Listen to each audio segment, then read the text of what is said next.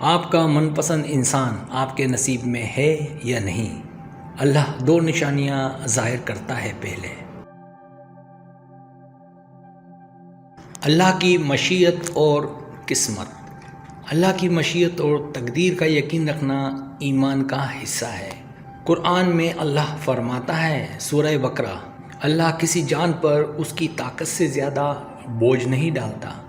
یہ آیت ہمیں یہ باور کراتی ہے کہ اللہ ہر ایک کی حالت کو جانتا ہے اور ہمیں وہی مسائل دیتا ہے جن کا ہم سامنا کر سکتے ہیں۔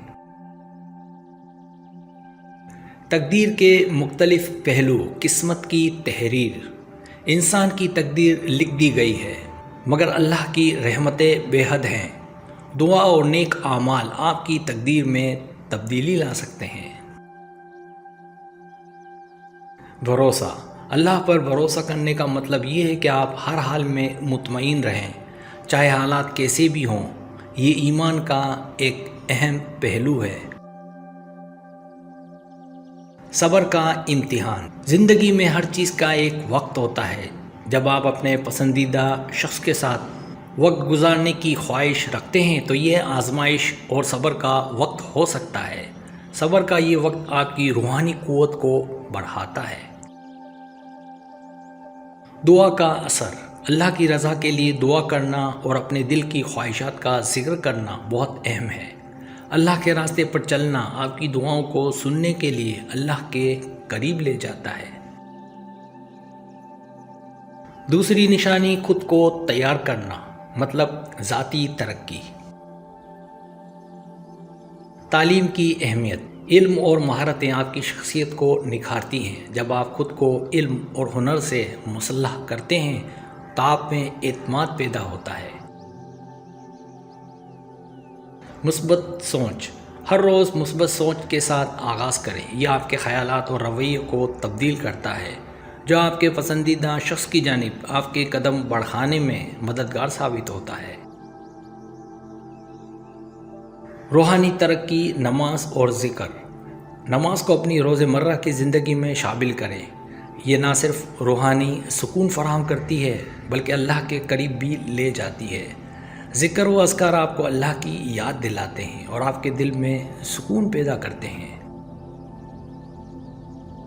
قرآن کی تلاوت۔ قرآن کی تلاوت آپ کی روحانی حالت کو مضبوط کرتی ہے۔ اس میں موجود ہدایتیں آپ کی زندگی میں روشن مستقبل کی بنیاد فراہم کرتی ہیں۔ جذباتی توازن، یعنی خود کے بارے میں آگاہی۔ اپنے جذبات کو سمجھنا، ان پر قابو پانا ضروری ہے۔ اگر آپ کسی کے لیے محبت محسوس کرتے ہیں تو اپنے جذبات کا جائزہ لیں۔ روزانہ کا معمول۔ ہر روز ایک مخصوص وقت نکالیں تاکہ آپ دعا کریں، قرآن پڑھیں یا کسی نیک عمل میں مشغول ہوں۔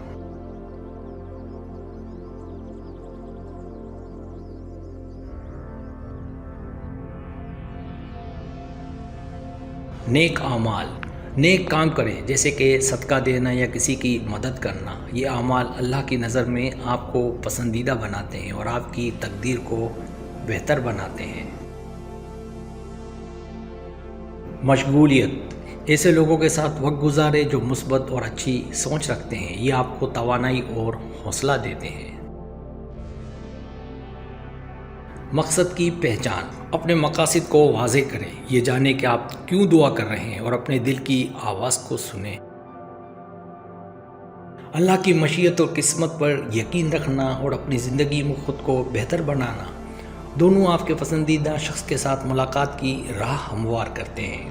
اللہ پر بھروسہ رکھیں، صبر کریں اور اپنے آپ کو ترقی کی راہ پر گامزن رکھیں۔